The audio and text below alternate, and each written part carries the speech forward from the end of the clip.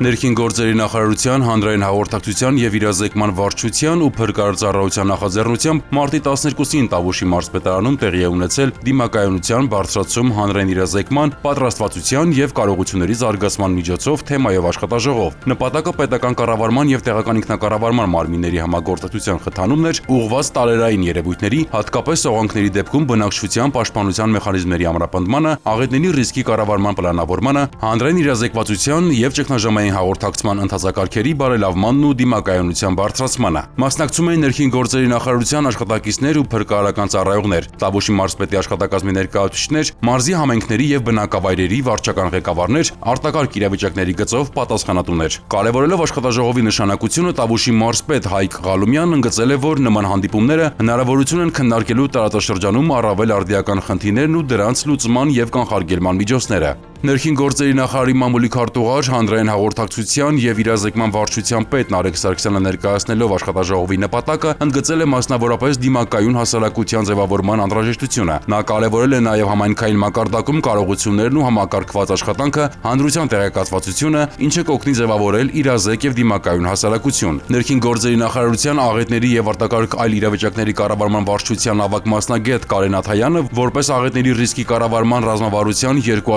2023-2026 թվականների գործողությունների ծրագրի միջոցառում ներկայացրել է սողանքային ռիսկերի կառավարման համակարգի զարգացման ընթացքը։ Փրկարարծառայության, բնակչության պաշտպանության և աղետների ռիսկի նվազեցման վարչության արտակարգ իրավիճակների պլանավորման բաժնի պետ Հովհաննես Հովհաննիսյանը կարևորել է համայնքային մակարդակում աղետների ռիսկի կառավարման համակարգի ձևավորումը, քարտեզագրումը և բնակչության պատրաստվածության անհրաժեշտությունը։ Փրկարարծառայության տարերային աղետների բաժնի ավագ հրահանգիչ Անահիտ Դավթյանը ներկայացրել է սողանքների կանխարգելման ուղղված աշխատանքները, որոնց նպատակը մարդկանց իրազեկվածությունն ու պատրաստվածությունն է։ Փրկարարծառայության ճգնաժամային կառավարման ազգային կենտրոնի տեղեկատվության ապահովման և վիճակագրության բաժնի պետ Լիաննա Աբրահամյանը նշել է, որ հանրային իրազեկման միջոցառումները էական նշանակություն ունեն բնակչության պատրաստվածության բարձրացմանն ու ճգնաժամերի բացասական հետևանքների կանխարգելման տեսանկյունից, ինչի միջոցով հնարավոր է ստեղծել ավելի դիմակայուն հասարակություն։ Զեկուցողները կարևորել են նաև տեղական ինքնակառավարման մարմինների դերը բնակչության պատրաստվածության բարձրացման գործում։ Բնակչության պաշտպանության և աղետների ռիսկի նվազեցման վարչության պետ Գուրգեն Մարտիրոսյանը պատասխանել է ներկաների Տավուշի մարզում սողանքավտանգ ուղղությունների առկայությանը,